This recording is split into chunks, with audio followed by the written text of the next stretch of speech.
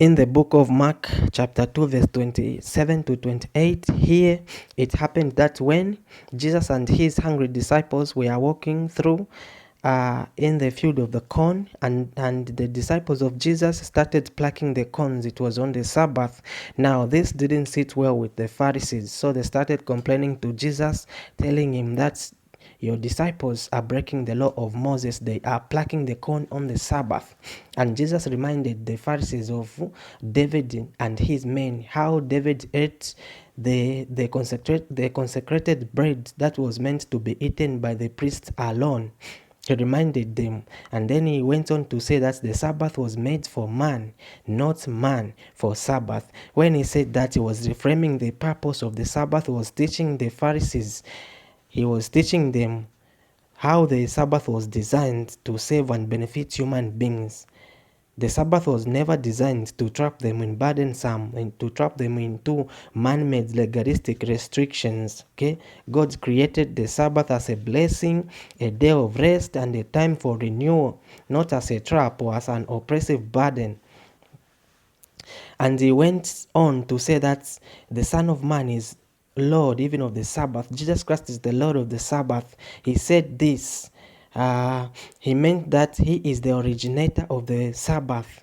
Therefore, he has the right to determine how it is used and to offer true spiritual rest to humanity. Because Jesus is the creator of all things.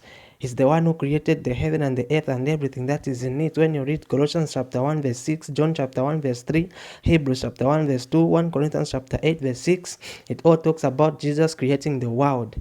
Okay, so Jesus created the world in 6 days and he rested on the 7th day. He is the originator of the Sabbath. That's why in Matthew chapter 11 verse 28 he said, "Come, all you are weary and tired, and I will give you rest." Here Jesus was speaking to people who were exhausted by the heavy, complicated religion's rules that the Pharisees had added to the law.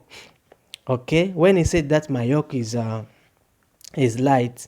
In biblical terms, a yoke was a wooden harness placed on animals to pull heavy loads. Here it represents the crushing effort of trying to earn God's approval on your own.